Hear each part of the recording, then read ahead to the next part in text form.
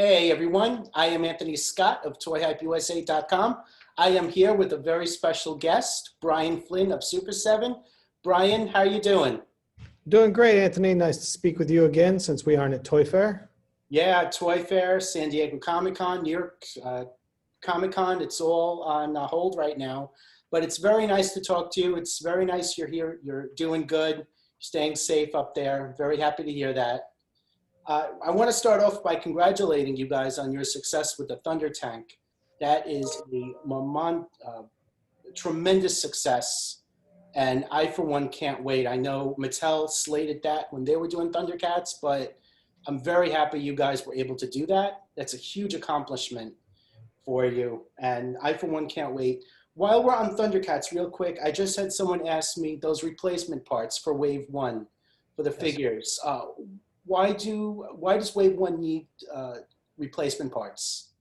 It's all about how much accuracy you want and everything. So when we made the Paint Masters and we got the final sample before production, for example, Panthro had dark blue shorts. The one that arrived, though, had a lighter blue shorts that matched the rest of his armor, and that's not the accurate color of the shorts. Also, right. Jackalman has a stripe of paint down his neck that was missing in the paint apps. And then lastly, the guns, which you can argue a million different ways on color or whatever. The guns weren't painted the way we would have liked them to have been painted, so we repainted them more cartoon accurate in purple, and we added an extra head. So it was kind of one of those things like, if we're going to change one thing, let's change everything. So we made all those parts together to send back out to everybody so that they could update. Definitely there were a lot of people that were like, it's fine the way it is. Right. But, there's also a lot of people that like, I want it to be that much better if it can be, and that's what we want to deliver. So we made a replacement parts pack for everyone, and you can choose to replace it or not. Well, that's good. That's very nice of you. Thank you for going that extra mile. That's great you guys are doing that. So I just mentioned the Thundertank and the success you guys saw with that, and I saw what you said about the difficulty, the challenges you face on vehicles, but there's a lot of Turtle fans out there, and I think more than Thundercats fans, since Turtles had more toys, more shows and everything. A lot of people are asking about the Party Wagon, and I'm going to throw it out there, the 89 Foot Cruiser, the purple car for Bebop and Rocksteady from the... There's the Party Wagon, there's the van, the Turtle van, there's the Technodrome, we're getting a lot of requests. Yes. But it's sort of one thing at a time. We got Snake Mountain done. That's great. Now we're working on Thundertank. Then maybe we can talk about some gigantic vehicles for Turtles. But Thundertank's been in the works for quite a long time. Okay. Maybe next will be Turtles, but I got to get through Thundertank first, and I want to make sure that it's going well, delivering well, and then everybody's psyched. Okay. So potentially, if the Party Wagon should happen after the Thundertank ships, how big do you think that would be for it to be in That's the funny part. Like, if any of these things, if you start scaling them to the ultimate size figures, those vehicles get very big very quickly. I don't know what's going on outside, but I don't know if you can hear that. I heard some beeps. Oh no, it's like a guy with like a cross between a leaf blower and a chainsaw that keeps wandering around outside. Oh, that's not good. You hear it? Yes, I do hear that. I have no idea where this guy is. I can't see him. I can just hear him. But he didn't do this before you called, so I think that this is your fault. Okay, sorry. I've been to San Francisco once in my life, so maybe it is my fault. Maybe, yeah. So I have no idea what's going on out there. I think it's somebody trimming a tree, maybe. I can't see him, though. Anyways, I've digressed. The vehicles are big. I mean, that's part of the thing around the Thundertank. It's deceptively large and it's deceptively complicated. Turtles, more than a lot of other shows, had a lot of vehicles and play sets that you could mess with when you were a kid. They made a lot of really cool items. Yeah.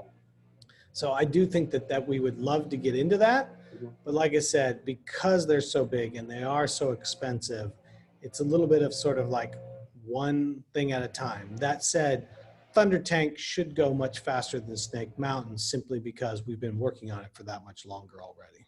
Okay. And it's smaller, obviously, than Snake Mountain. So It's physically smaller, but it's in terms of the number of parts and complexity, right. it's almost the same. Right. Okay. You know, there's not as much, you know, you're not injecting quite as much plastic, but if you really break apart Snake Mountain, you'll be like, oh, there's 18 pieces. And when you blow apart the Thunder Tank, you're like, okay, there's 42 pieces. Oh, I didn't think about it like that. That's interesting. So, you know, there's a lot more work in vehicles than play sets. Okay. So going to play sets, obviously, I think the Technodrome would be ideal, but also the '89 Sewer Lair play set that Playmates Toys did, where you have the sewer at the bottom with the street on top. That's a very memorable play set. And what do you think? Do you think that's a possibility for the line down the road? I mean, all of it's a possibility, and I don't want to be dismissive or sound silly about it. It's I'd like to be able to do stuff like that, because when you have pieces like, you know, thank you for having Snake Mountain, Right. you know, they become like the statement pieces, and you're really looking at a thing where it's like, I can't believe that people are making or something like this again. Yeah.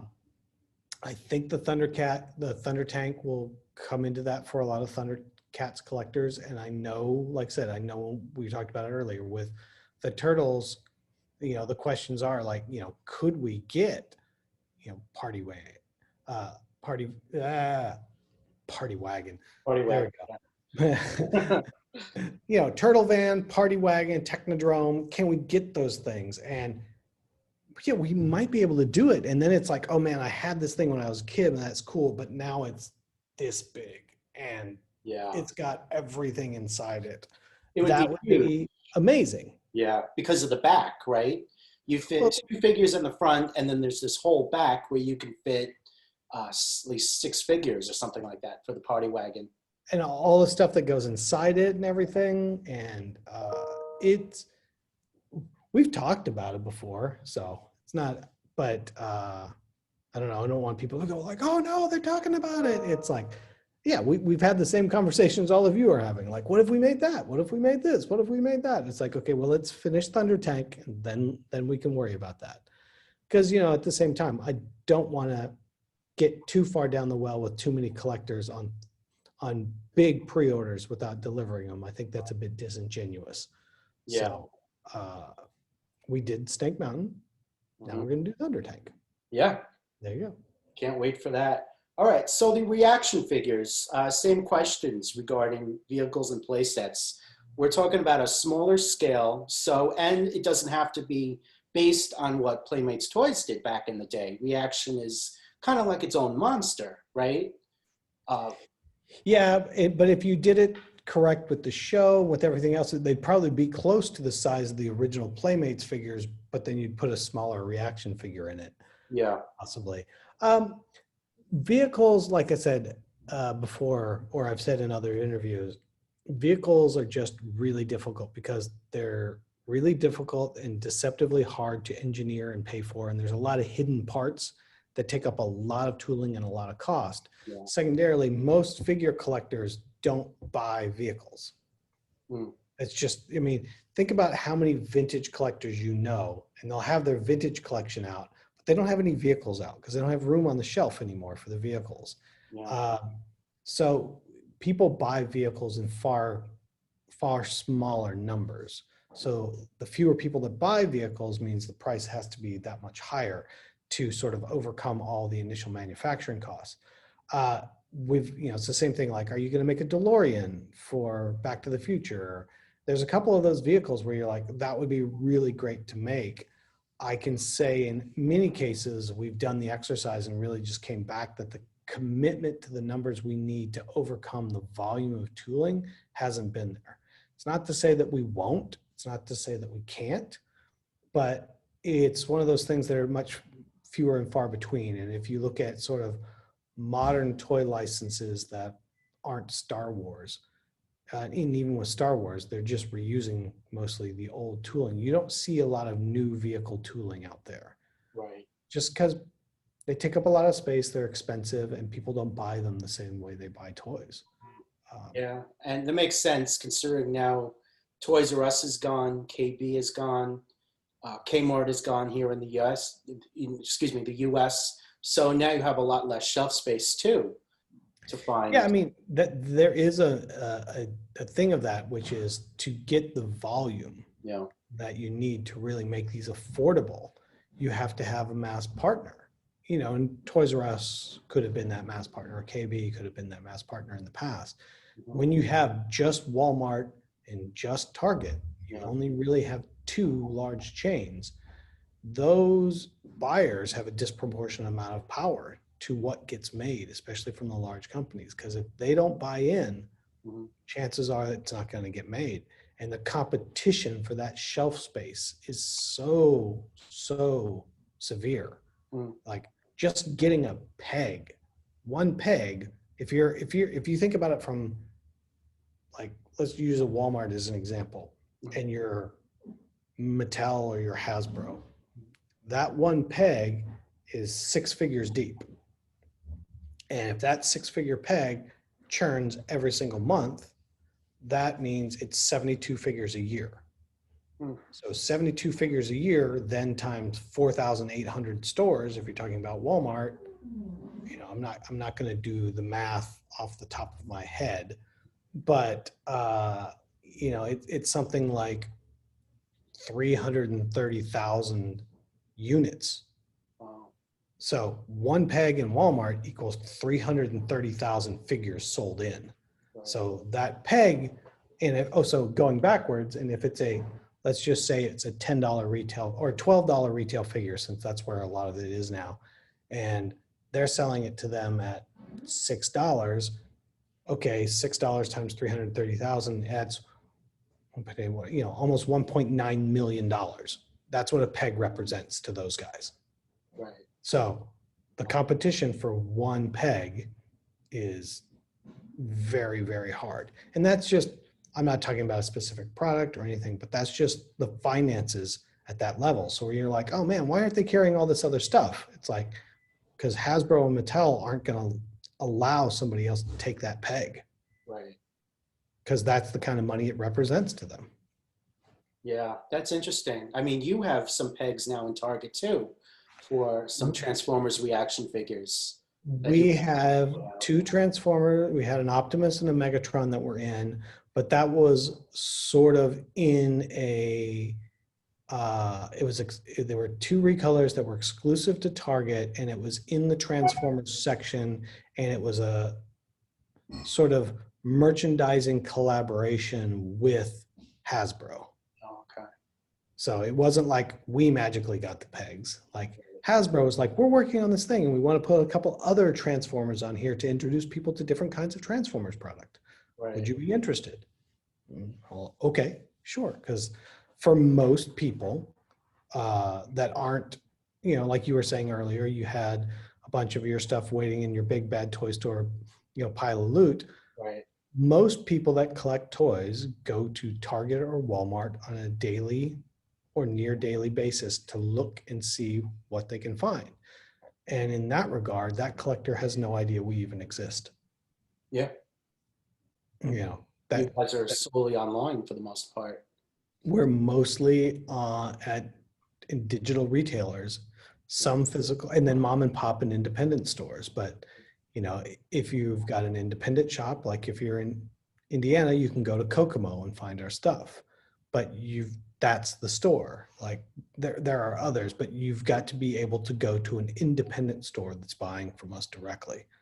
And that's, you know, obviously far less frequent than Target and Walmart. That's interesting.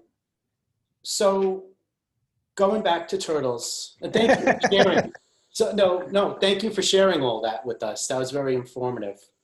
Uh, PowerCon 2019 at the Super7 panel, I had you guys were planning at least 32 Thundercats figures for the Ultimate line, but I don't believe anything has been stated how many Turtles figures are overall planned for this Well, Ultimate obviously, line. we've done 4 waves so far, so that's the first 16. But we're planned through wave 9 currently. Okay. So, you know, beyond that, that sort of gets to be like, okay, well, now you're planning too far in advance. Yeah. But I will say, you know, wave 5 comes in March, I believe. Okay. And then, You yeah, mean we've got all the way. What? the pre-order for wave 5, right? Pre-order for wave 5, yeah. But we've got all the way through wave 9 already sort of planned. Okay. So in that regard, if I go 9 times 4, that's 36. Yeah. So, I mean, there's a lot of really cool turtle stuff that I think there's definitely a couple characters that I think people are going to be really excited for and really surprised with. And we're just going to continue to try to have a lot of fun with it. It's a really great line. Yeah. I mean, back in the day, I looked this up. Playmates Toys did about 400 figures throughout the 9 years, 1989 through 96, 97, something like that. Yeah, So, you can get pizza launchers. yeah, I mean, it's just the sky's the limit as far as this line, what you guys can do. Yeah, the sky's the limit in that regard. And then there's definitely some places that we're going to start looking at is like, okay, what didn't get made? Yeah, that was another question. Yeah, there's definitely some things around that. Okay, because Playmates Toys didn't make a few figures, and I have some notes here, but let me stay in Here, order. hold on. Let me get my Go pad of everything. paper. Yeah, yeah, yeah. It's somewhere on the sheet. Okay, so the license for the Turtles. Do you have the rights to produce figures from all of the vintage line that Playmates Toys had put out? So including the variations, things like that, like all 400 figures. You mean within Turtles? Yeah, for the Turtles line. Yeah, if it was in Turtles, well, because the license comes from Viacom, which is Nickelodeon. Right. So the license comes from them. So we have retro Turtles. So we do not have modern Turtles, but we have retro Turtles. If it's a cross license with other characters that weren't originally from the Turtles, sometimes that can get a little sticky depending on whether or not that person is interested in licensing or not. There's a couple characters that were not from the Turtles comic and the Turtles world that got made. And in those cases, then we have to work out the licensing with that partner and then do sort of a basically pay 2 people instead of 1 person. Yeah, like the character Usagi, right? The bunny. Yes, Usagi Yojimbo. Example. Yeah, we've talked to them a lot. They've got some things going on. So one of these days we will make something, I hope, but not right away. Okay, that's good to know. So any possibilities of a co-brand offering, such as the Star Trek turtle figures that were offered as part of the vintage line? Yeah, there's been a bunch of that that's come our way. There's a bunch of different people that want to do some co-brand crossover stuff with Turtles. All of that has been discussed. There's a couple things that are probably pretty close to happening. Okay. Not to say the Star Trek ones to start off with, but a different one. And yeah, that's definitely something that, because we actually have all those licenses, that we have the possibility of doing it. We have the Star Trek license. We have the Turtles license. So we should be able to put those things together. We're not going to jump right into that particular example. There's a different one that we're looking at. Okay. But yes, yeah, we're definitely looking at some of that stuff. Okay. The other things that you're looking at, was that also offered in Playmates Toys vintage line, or is this something new you guys are cooking? I think it's more of what they wanted to do in the vintage line and then had to work their way around it because they couldn't get the license. Okay. That's cool. Yeah, it'll be a cool little thing. Yeah, I can't wait to see it. That's part of the 7-inch Ultimates line, right? I'm not sure. We're still discussing it with all the respective parties. I Okay. do not know if it's going to be in the reaction line or if it's going to be in the ultimate line. Okay. Hopefully both. If it's cool, why not? If it's cool, what exact? Thank you. Thank you. Good Yeah. words, right? We're gonna make it all. Yeah. All right. So going back to unproduced Playmates Toys figures from the vintage line, some examples of that would be the 1989 Casey Jones with an interchangeable head and a detachable mask, the 95 Warrior Razar with fur, Metal Mutant Bebop with fish armor, Metal Mutant Rocksteady with serpent armor. Could we potentially see anything that was not made into the ultimate lines? I think you can definitely see some things that were not made coming up. It's not going to be in 5 or 6, but as we get a little further on, there's still a couple of like really cool things that we've got planned for the next couple waves. And then there are definitely, we're going to try to start throwing in some really deep cut stuff like that and something that you don't have on the shelf to really extend the line in new and exciting ways. So we're definitely looking at all that stuff because there's not just those were toy prototypes, which is great, but there's also just characters that were in the show or in the comics that really never got their due. Yeah, and that's surprising considering there were 300-400 toys released. They didn't get to every character. Well, it's sort of like, sometimes it's odd variations on things too. It's like the Transformer stuff that we just put up. It's like you get Optimus Prime with the surfboard and you get Optimus Prime with the basketball so you can dunk. You can get Optimus Prime with the jetpack. I mean, he's done the jetpack. They've done the jetpack in like 1, maybe 2 other toys, but you can't really go get Optimus with the jetpack. And so it's that kind of stuff where you're like, oh, okay, like here's another tweak on this character that I don't have. I saw those. Those are pretty cool. They're like ultimate scale figures. Yes. Smaller scales. They don't transform as Hasbro has the master license, but It's not that Hasbro has the master license. I mean, Hasbro owns it. So yeah, that's part of their agreement is that only they can make transforming Transformers. Yeah, that's what I meant. Now, that said, there are other companies that do, but they're not domestic companies. They're companies in Asia, that are allowed to make high-end transforming Transformers.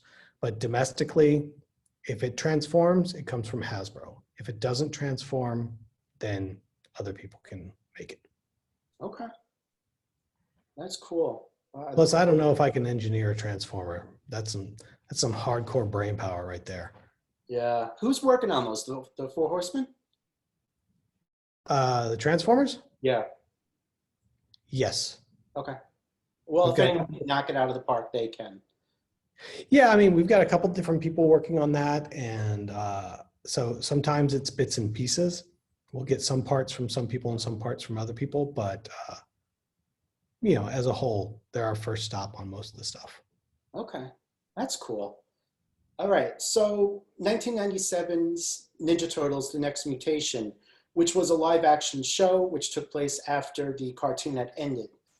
Any possibilities from figures from joining the Ultimates line that introduced Venus to fans, those that don't know? Yeah, quite honestly, I haven't really thought, I'll be honest, I haven't really thought about that live action show much. Mm-hmm. That's something I should go back and look at. I don't have a quippy answer for that other than like, oh, we didn't really talk about that.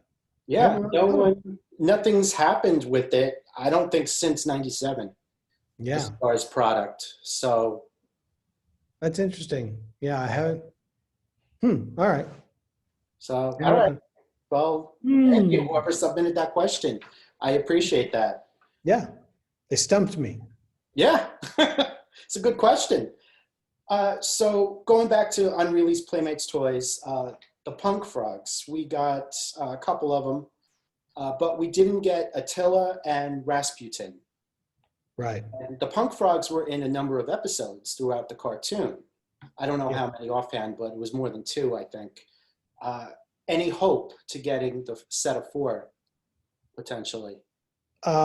The punk frogs have definitely come up in conversations. Off the top of my head, I cannot say where they landed or didn't land or did land. I can't remember because the sort of the next 5 waves that we're working on right now Mhm. is something we started planning like 6-8 months ago. Yeah. Are working through. So I know it's in the next wave, and I know it's in the wave after that because I'm looking at those sculpts.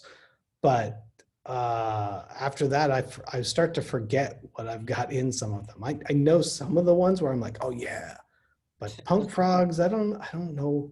We talked about it, but I can't remember if it's in or not. So that's a vague answer that doesn't mean yes or no, and somebody's That's going to be okay. very unhappy with that answer. That's okay. I mean, you guys are still working on it. It's not in pen yet. So Yeah, I'm hoping we get to wave 36, and at that point, you'll have all the punk frogs you could ever want. hey, I'll take them. Yeah. All right. Uh, what about characters like Granitor? You had Treg in the toy line, which had a very different appearance from the cartoon. However, Granitor was in the cartoon, but never the toy line. Could you guys work with the Horsemen to cook something unique and different, which, Yeah, and that's a perfect example of what I said earlier about there's definitely characters that were in the cartoon that are not in the toy line. right. So those are perfect opportunities to come in and make those kind of characters. Yeah. I mean, NECA just put Granitor out on shelves. Mm, So the character was just used. So why not you guys? yeah. You know? Well, and then there's definitely, it brings up a good point. We're very friendly with NECA. Randy is phenomenal. He's great. Great. Uh, and both of us got the license to Turtles not knowing that the other was. Mm. So when we showed up at Toy Fair, let's see, 19 at this point? No, 20? Wait, when was the last Toy Fair we had? Was 20? It Uh, was last year. yeah, Yeah, 2020. 2020. And we both had it. We just sat down and we talked about what we were interested in, and we made a very conscious decision and a friendly decision between the both of us. He was really going to focus on sort of cartoon centric Mhm. stuff and movie centric stuff, and we were going to really focus on Playmates centric stuff. Right. And that's why you see, I think, a very different point of view in the Turtles toys we're making and from what Randy's making. And both of those lines are great, and I think in many ways can live next to each other, but also have a distinct point of view from each other. Right. Okay. There Sounds you good. go. Yeah. Will the Ultimate Metalhead have back metal application on the torso and light piping on the eyes and brain? It'll have vac metal. I can't remember if it's got the translucent panel that goes through it for the light piping. I can't remember on that one. Okay. All right. For staying with Metalhead, will the accessories have detailed paint application, much like former Ninja Turtles Ultimate figures? What we'll do with all of them is, it's usually like, well, even on those characters that by the time you get there, they didn't have the rack, the weapons rack version, we'll still make the unpainted weapons rack version and then make Okay. loose painted weapons. So that'll be the formula going forward on all characters. Obviously on the early characters and the Turtles, you're like, oh, they all came with weapons racks. That makes sense. And then some characters, you're like, they never had a weapons rack. That doesn't make sense. But it's like, that's sort of a cue to the toy. So we'll keep continuing that by making weapons racks for everybody and then doing painted single weapons. Okay. That's cool.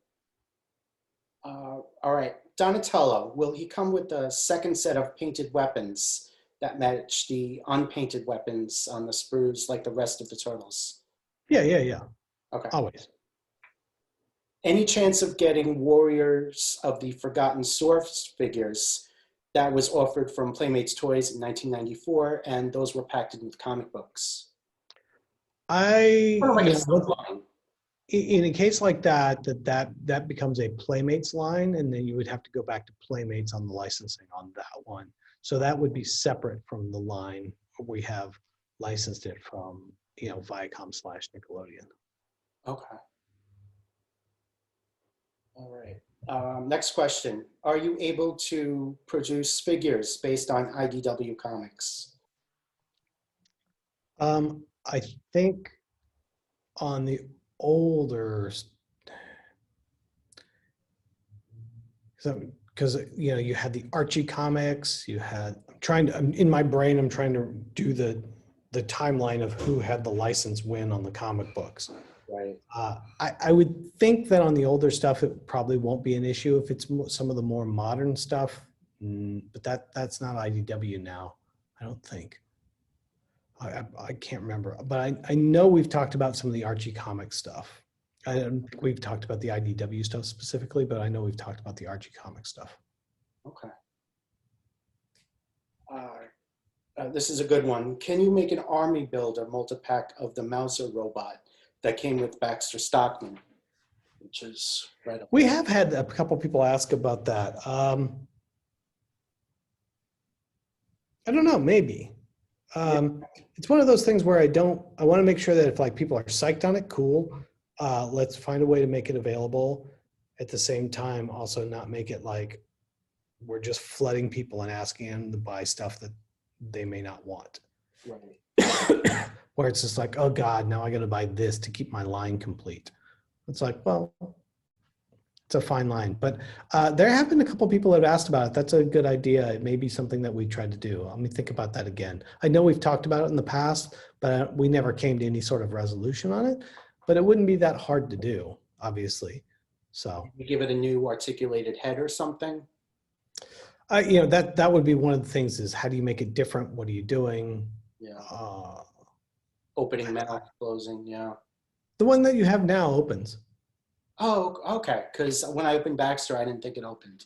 Yeah, Okay. it opens. Okay. The head opens. Okay. I didn't catch that. All right. So there was talk about April O'Neil being redesigned. Is it true? And if so, can we see a preview of her? Yes, she has been redesigned. Her head got completely. We actually redid a lot of the figure since the initial pre-order. Female figures are a very interesting thing with all toy collectors because they all have very specific ideas about what they think they look like. And there's definitely some people that carry some, I don't know what you want to call romantic illusions from their childhood to those figures. She-Ra is one of those where I think for a lot of young men, that's when they became men, when they saw She-Ra on screen. They were like, oh, I love She-Ra. Oh my God, did you see She-Ra? Yeah. Like puberty hit when they watched She-Ra. So, people get very, very particular. We have done a lot of work with April. There's some extra heads that are going to come with her that weren't even in the original thing, like one with her and the microphone headset. Yes, we'll be able to show it to people probably once we start showing test shots for that wave. Okay. But it looks much, much better than the original pitch on it did. And it's kind of a weird one where they're like, well, where's the new pictures? But it's been going a million miles an hour on that one and constantly updating it. So hopefully I can share something with you fairly soon on the updated April, but we updated a lot of the parts we updated the whole thing, the body sculpt, the head. There was significant changes to that figure to make it better. Okay, so the images you see online now, that's the old version. Right? Yeah, So that's the old version, and we kept working on it, and I think it was just one of those things where it wasn't completely finished by the time the pre-order was through. Like we were at a certain point with it, and if you want to stay on schedule, you kind of have to get it out there. It's radically different now in a good way. I need to find some pictures so I can share it with people. Okay. I think we're still waiting on the test shots to show up. Okay. I can't wait. Hopefully it's something to look forward to. Yeah. April is a great character. Going back Very to, popular. yeah, going back to figure packs and stuff like that, Foot Soldiers pack, any possibilities? And if you do a figure pack like that, could it come with a reduced price tag without a couple of the accessories?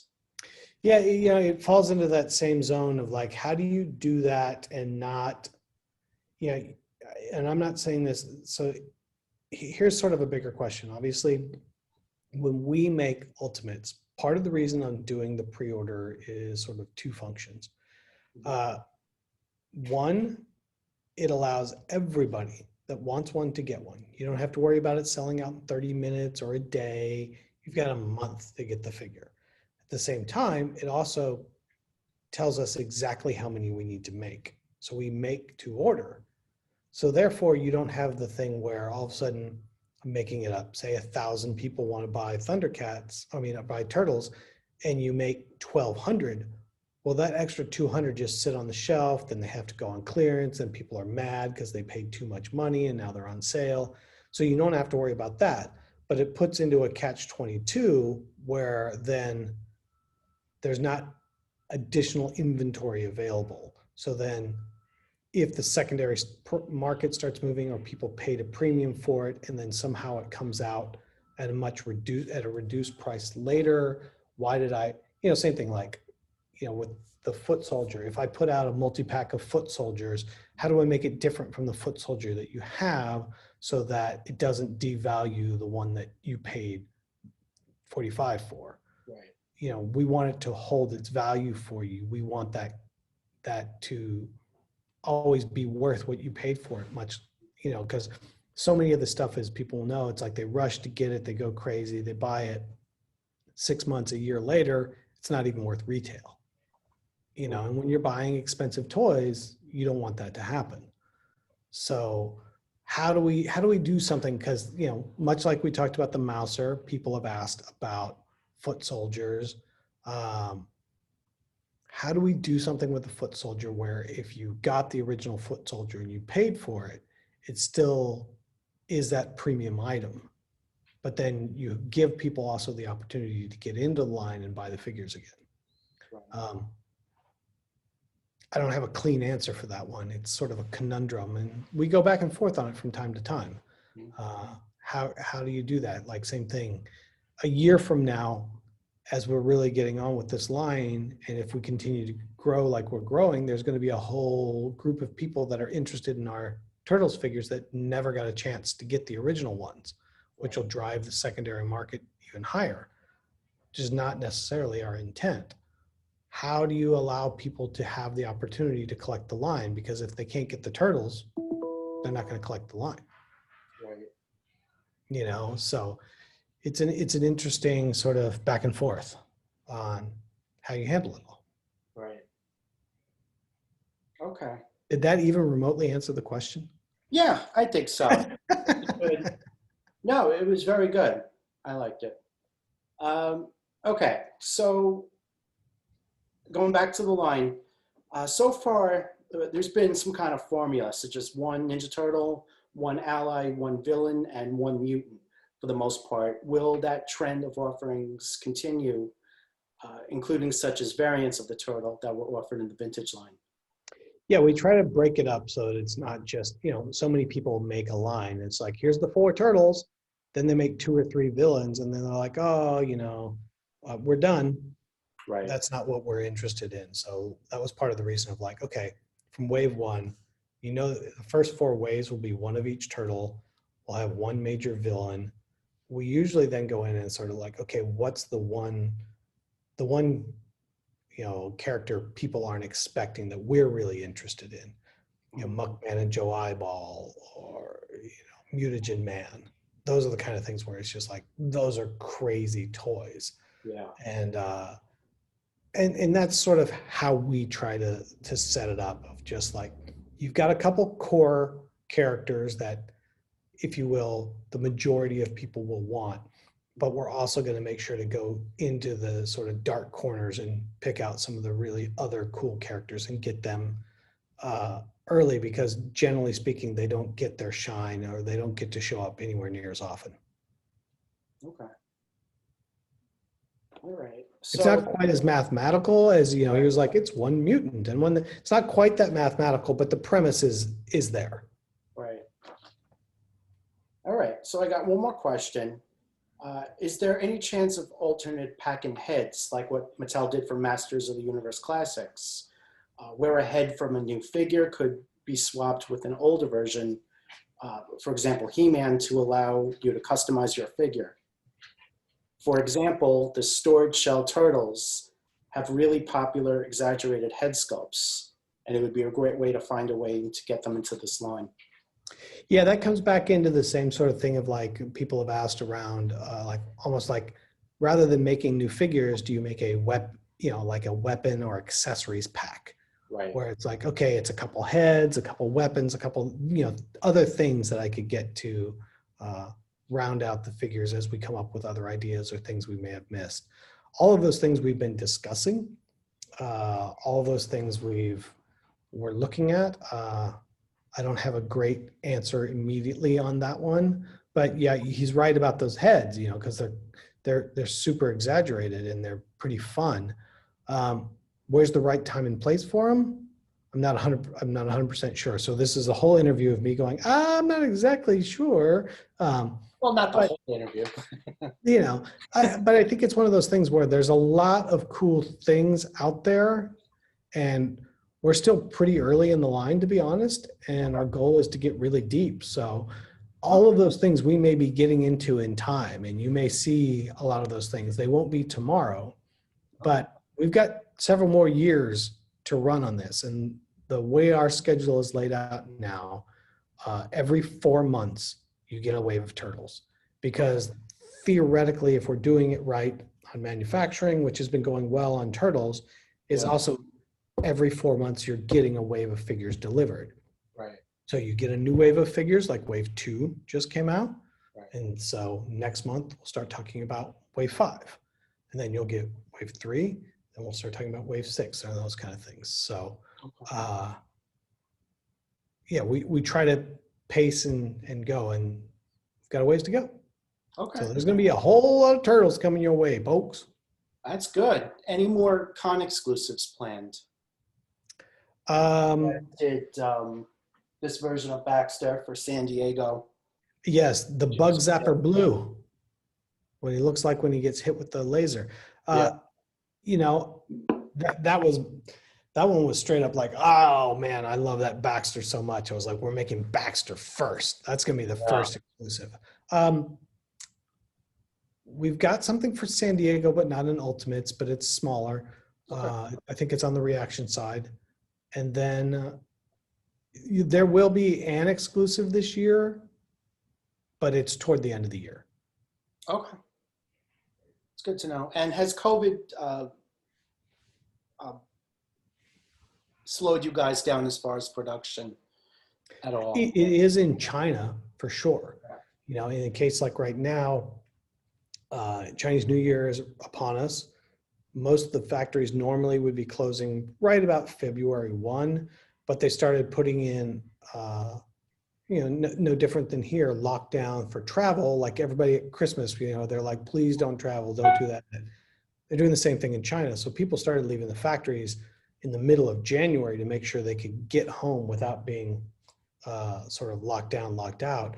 And they're also worried about when those people come back. So it is definitely slowing down. I know the ports are normally it's 2 weeks to get a cargo vessel booked to ship something out of the port. And right now, for the last month and a half, it's been 6 weeks. Right. So that's a radical shift, and that's simply due to labor and a host of other issues. COVID's not going away, so it's not just a matter of what you see here. Over in China, it's the same exact issues, but it impacts more day to day in a big way because those people are not working from home. Okay. Okay. Well, thank you so much for taking the time. I know how busy you are, despite us all being in quarantined and can't go anywhere. Well, I'm growing my homeless beard. I'm working on it. Yeah, it looks good. I'm going to get my Rick Rubin on, and it's just going to go. Yeah. Get your Rick Grimes on, right? Yeah. Well, nah, not quite there, but yeah. So yeah. It was so good to talk to you, Brian. Thank you so much. Great seeing you. Normally, like I said, we'd be seeing you at Toy Fair, but not this year. But we'll see you again soon. And if you have other questions, don't hesitate to reach out. All right. Thank you again. Guys, I am Anthony Scott, ToyHypeUSA.com. I am here with Brian Flynn, owner of Super7, and the man responsible for bringing you all these awesome toys. Thanks for talking to us, Brian. Yeah, thanks for having me, and everybody have a safe new year. I realize it's February, but the whole rest of the year. Yes, definitely. Take care. Thanks.